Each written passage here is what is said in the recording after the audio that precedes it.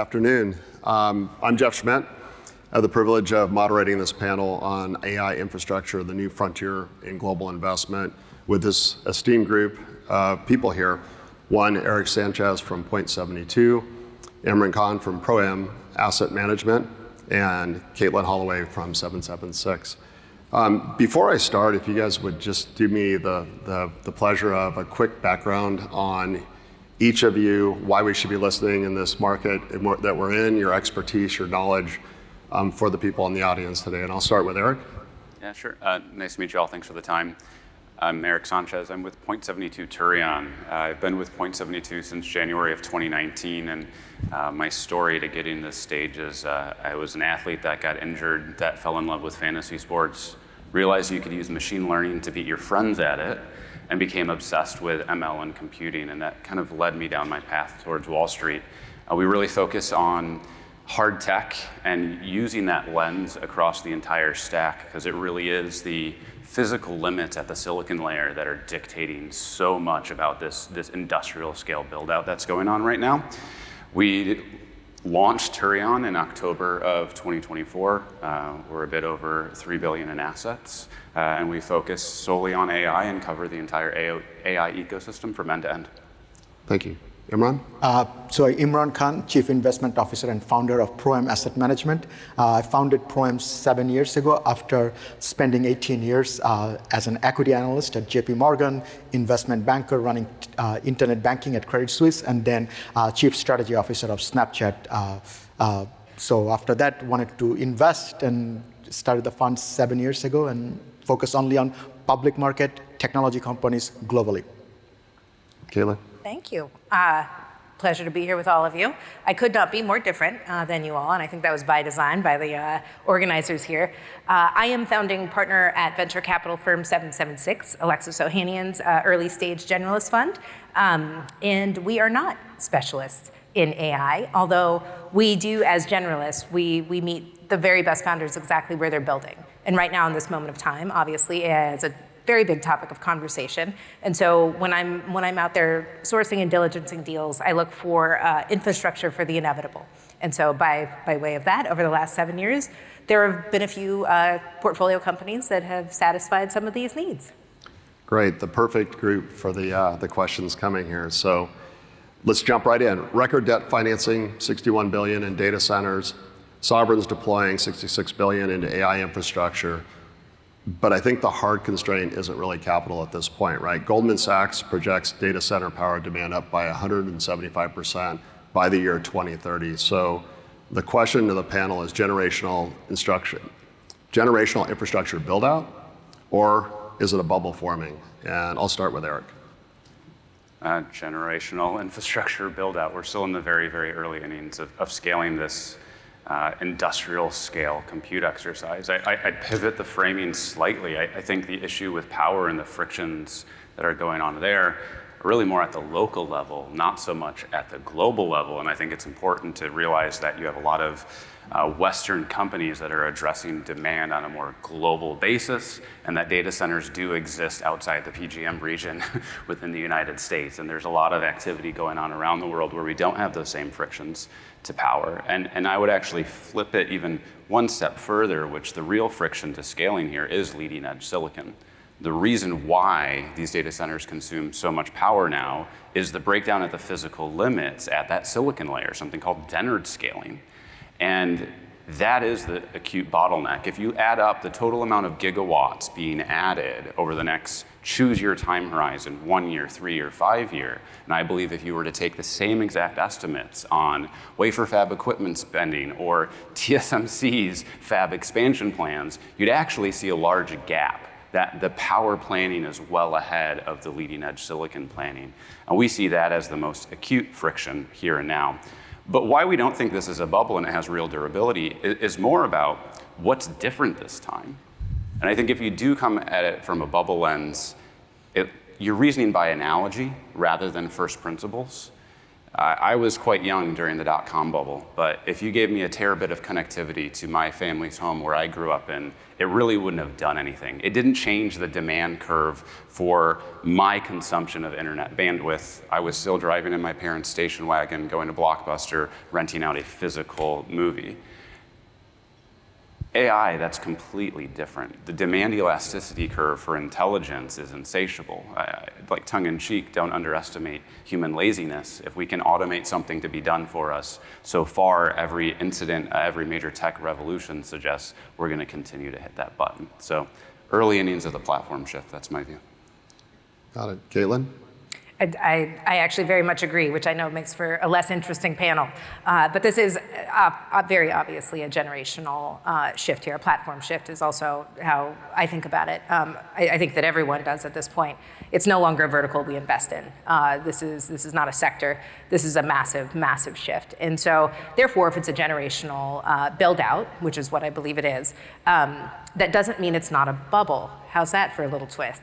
I think that there are bubbles with every generational cycle. There will be bubbles that will start forming at different layers within the integration and the build out. And so I think that when capital floods into a market, it often it will outpace discipline.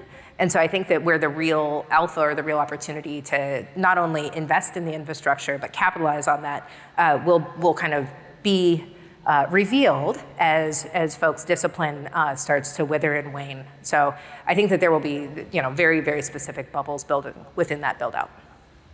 Gotcha. I'm going to move to the second question, which is where is alpha hiding? And Imran, I'm going to start with you. You've been on every side, IPO banker, operator, new investor. What have you learned about infrastructure hype cycles that makes you skeptical of current valuations?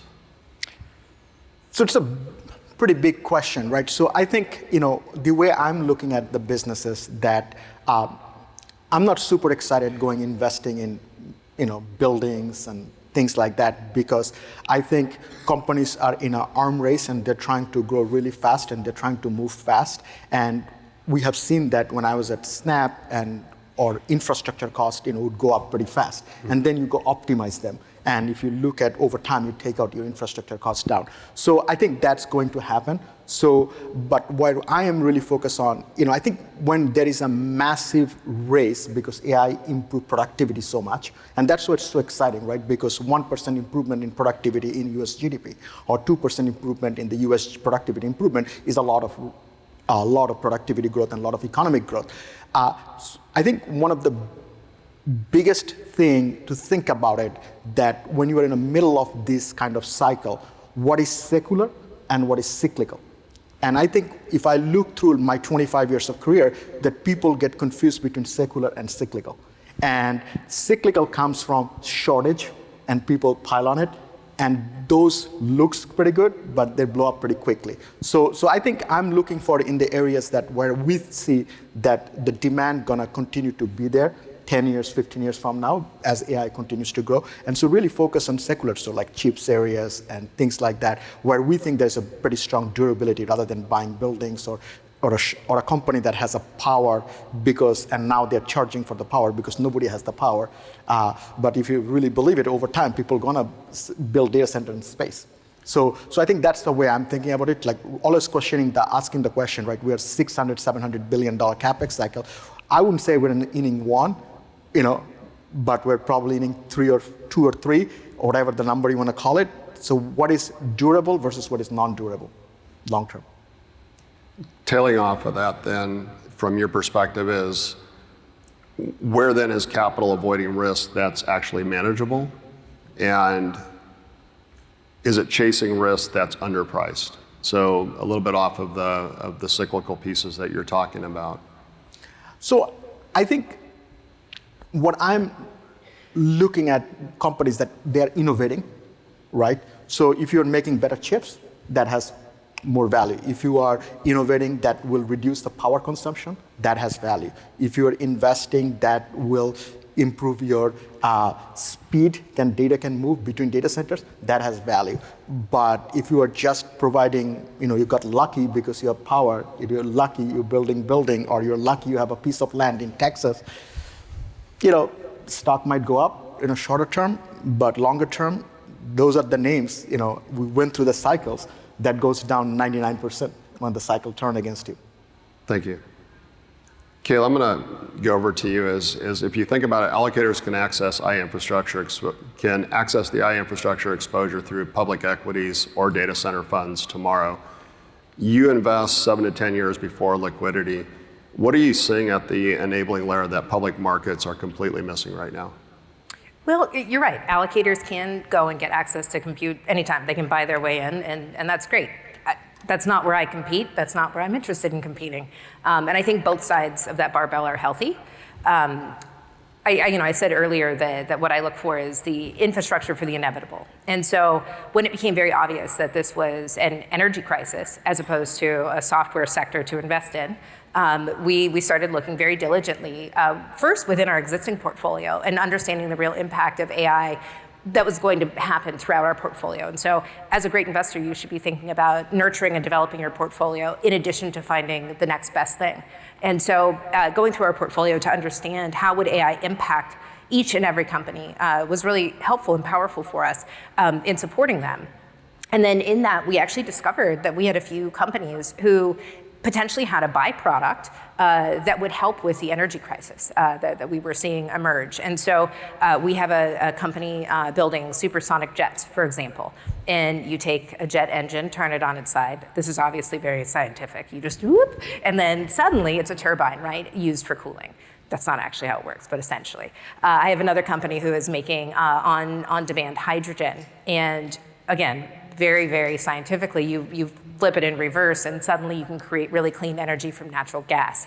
And so it's not that they're abandoning their product and their mission and their vision, it's that they're able to say, how can we be a part of the solution? And how can we, especially in hard tech, how can we actually generate revenue on something that is a byproduct of what we're already building?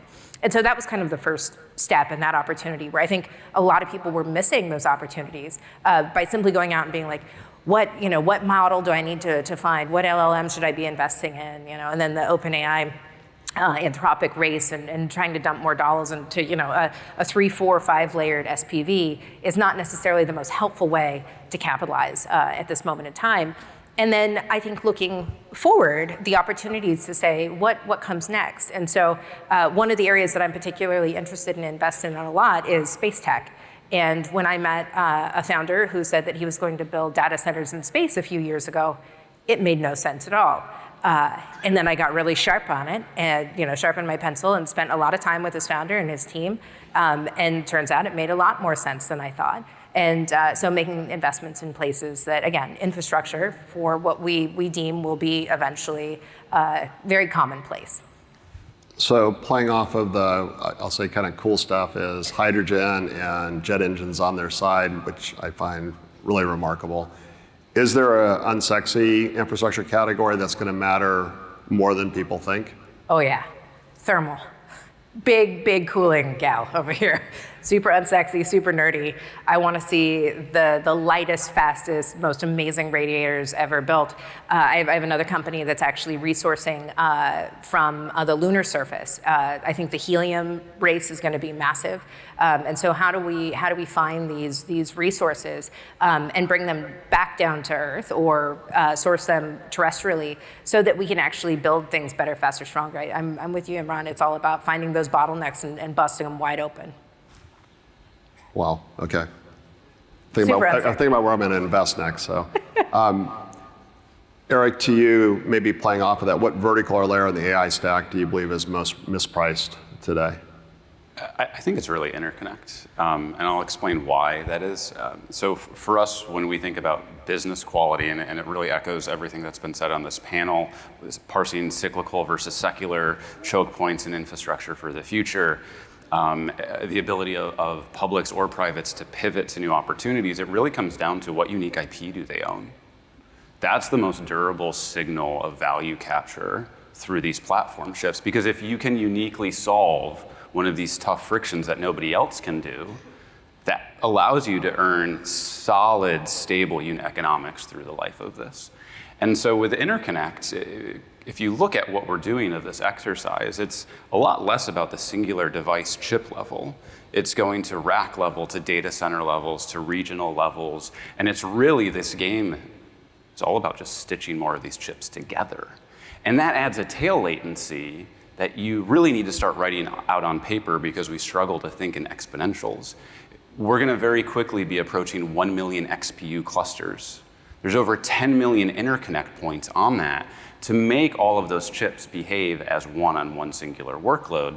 And the interconnect, what's so great about it is there's a handful of companies, we believe about 4 in the world, that have this nitty bitty IP block. It's super wonky and nerdy. It's called a high-speed SerDes. It stands for serializer, deserializer. And that's what dictates the performance and speeds of feeds of your fabric, and ultimately your server, your data center, and your job completion time. It's a huge driver of energy. It's a huge driver of job completion times. It's a huge driver of how long you've got to wait for Claude Code to come back to you with the answer. And this is an area where everyone's been slugging it out for a long time, and it's an accumulating advantage because we're now doubling the speeds about every 18 months. So if you couldn't do it at speed 1, you're not going to be able to do it at 2x the speed. Now you've got about 4 guys left standing that are really dictating the speeds and feeds of this entire infrastructure build out. So there's a lot of examples like that that I think we've touched on already, but it comes down to that IP, whether that's in space or the moon, or whether that's dictating the fabric speeds inside a data center. I think that's tremendously misunderstood given the barriers to entry. Now, that said, it's not that everyone in Interconnect wins. It does come back down to having critical IP blocks and being able to parse that secular versus cyclical. So interesting comment, right? And I'd press on you maybe a little bit on the power side, right? Because we've seen infrastructure from a US perspective really struggle at points in time with power demands, right? Yeah. And if data centers are consuming 20% of global electricity, and you talked about the change in the power of the amps from an AI workload perspective, then do we have a supply chain that's actually trying to solve the constraint, or is it the AI organizations that are going to have to figure out how to go deal with that on their own? It's all of the above. I think it's a huge co-optimization process across the entire ecosystem. But what I would say, having immersed in Silicon Valley my entire career, is just don't bet against engineers. They'll typically find a way. They're some of the most brilliant people in the world. So whether that is literally putting up tents and getting approvals for qualifying as a circus instead of true building construction, to expedite spinning up data centers, to running power lines across state lines to be able to spin up turbines, to whether on the 800 volt point adopting fuel cells, whether that's helium or natural gas, and bypassing that entire voltage steppage loss problem. There's a lot of innovation that's taking place. What I would say, the biggest surprise related to all of this is the entrepreneurial and engineering-led behind the meter efforts to sidestep a lot of this. And I do think when we look at what is surprising to the upside, it is that behind the meter power that I think does ultimately solve for a lot of the 800 volt kind of issues and stepping and voltage control that you're alluding to here. Helpful. I think an interesting twist on that, and I love the innovation piece that you talk about, right? Because by nature, I think as humans, we're wildly innovative when pressed hard. So, great point. Katelin, for you is if you look at this from a standpoint, you talked a little bit about thermal. The enabling, maybe a little bit further on, is what enabling technologies around power and efficiency are startups building that incumbents can't? Yeah, well, I mean, I think the reality is that many of the incumbents, best to my knowledge, are built for scale, right? Which is really important. And so having big systems online that can capture this and help support it as the shift kind of catches up with that, great. But I think in the meantime, there's, I don't want to be too tongue-in-cheek and say speed, right? Obviously, startups can move, to Eric's point, at the speed of light, and they will do whatever it takes. They will run through walls and put up circuit fence. I love that. And I've seen them do a variety of those alternatives. But I think that really the secret will be being able to manage the spikiness of AI data usage. And so, the incumbents are building for, like I said, scale, and reliability. Whereas right now, that's not what's occurring. It's very, very lumpy. It's very spiky. And so I think that the opportunity, I don't have anyone like this in the portfolio currently, but I am looking very keenly in the space of who is finding these efficiencies to say, what happens when we have too much power? I don't want to waste it. What happens when we have a surge? I don't want to melt everything to the ground. And so really finding the efficiencies on the software side to help manage that. And then how do we redistribute that in a safe and effective way? So I'm going to flip to Imran for a second on tail end on the back end of that, right, is because you talked about cyclical and circular in what we're talking about is, does power scarcity create durable moats for those who solve it, or does it just raise cost equally for everyone? I think, to be honest with you, to win in AI, I think if you look at longer term view, so power is a more of a shorter term problem, and look, we will solve this problem. There is a lot of issues, a lot of regulations needs to change, a lot of technology needs to be built, but there's a lot of great companies that are doing a lot of things. Over time, it will be solved. I think the biggest, and I know everybody's focused on that, but I think one of the biggest interesting mistake that people are making is that ultimately to be successful in AI, what do you need? You need a lot of data. So the companies had, I actually think data infrastructure is one of the core components of it to be very, very successful in AI. Without data, it doesn't mean anything. And I think one of the most important things that people realize, I think a lot of people don't appreciate, people think all the important data in the world is available on the web. It's actually not. Most important data in the world is not available to you. They are sitting on some organization inside. So the companies that have a lot of good data, I think could really, really be successful on these things. So I'm thinking about like companies who are building the data infrastructure, because power is a lot of CapEx. It is a priority for the United States government. We have to solve the power problem. Otherwise, we will lose AI race to China. I was with Senator Mark Warner the other day, and if you talk to the Washington, D.C., they understand that. And it will get solved. But I think if you want to think about, look, the companies that created the biggest value post-internet bubble is not the people who put the, like internet routers, the companies that actually create application on top of it. So where I'm really focused on, that where people can get multi-bagger returns are the looking for companies that have the data infrastructure, that has some sort of mode that they can take the AI and significantly enhance the value of their business. That's where I think will be the biggest unlock of value will come. So I'm going to try and get you guys to be a little more controversial over at least one piece here, which is what breaks, right? So coming out of my career in business continuity, disaster recovery, you make things work and then you try and break them first to find out what happens. When you look at where we're sitting today is what could go wrong, and then identifying how capital potentially could be misallocated as people are looking at where we're heading to versus the right places as we go forward. So Eric, from your standpoint, if you're identifying one category in the AI infrastructure stack that's overbuilt relative to monetizable demand, what would it be?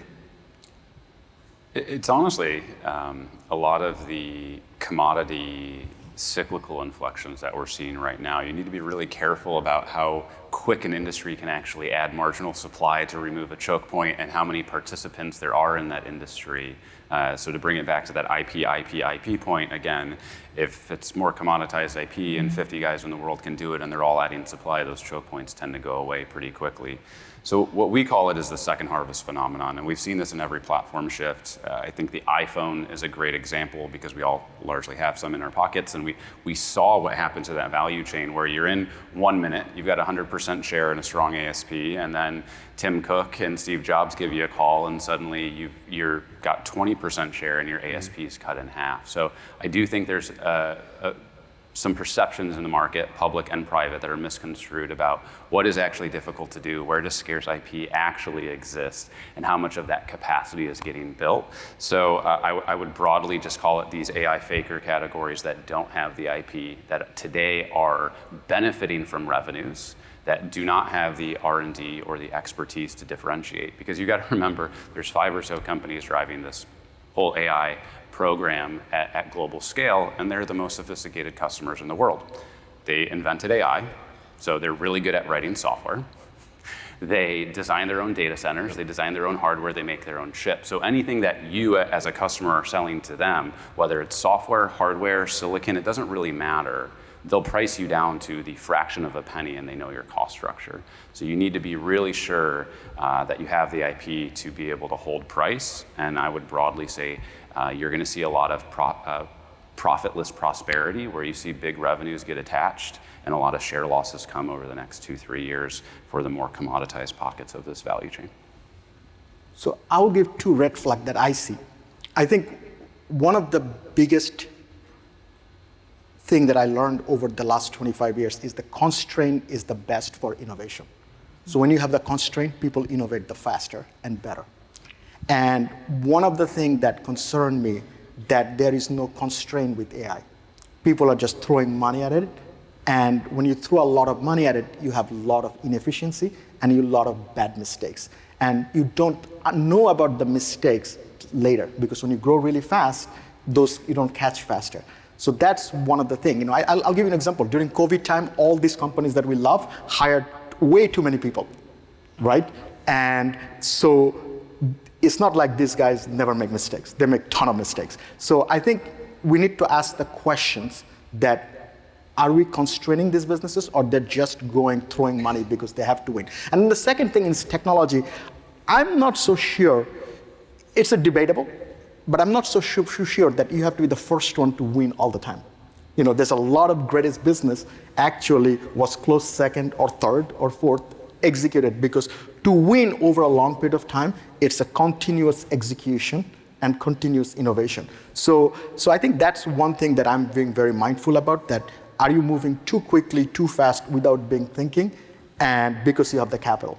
Like I took Alibaba public, and Jack Ma used to say that a lot of companies die not because they don't have money, but because they have too much money. Mm-hmm. Fair statement. 30 seconds each, final question. We're sitting here February 2027 on this stage. What headline about AI infrastructure from 2026 would shock you positively or negatively? And I'll just go Eric to Imran to Katelin. I prefer kind of 3-year time horizons, but within that, I would say we crack continual learning at scale. We're on the cusp of that. I think we have systems that can solve it. What continuous learning is, I touched a stove once as a little kid. I don't need to touch a stove a million other times to learn my finger got burnt out. It's how we learn and interact with the world, and it's this concept or idea of these models continually improving. So the fact, if that were to be in consumer hands and productized and not just in the labs, that would positively surprise me to the upside, and I think lead to some exciting exponentials to global growth. I think we'll see a lot of spending from sovereign AI.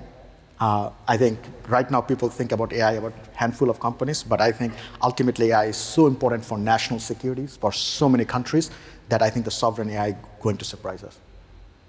I think in the negative it would be dark data centers are the new dark fiber. Gotcha. Well, first of all, thank you very, very much. Informative. I wish we had more time. Thank the audience also for participating as well. Thank you. Thank you. Thank you.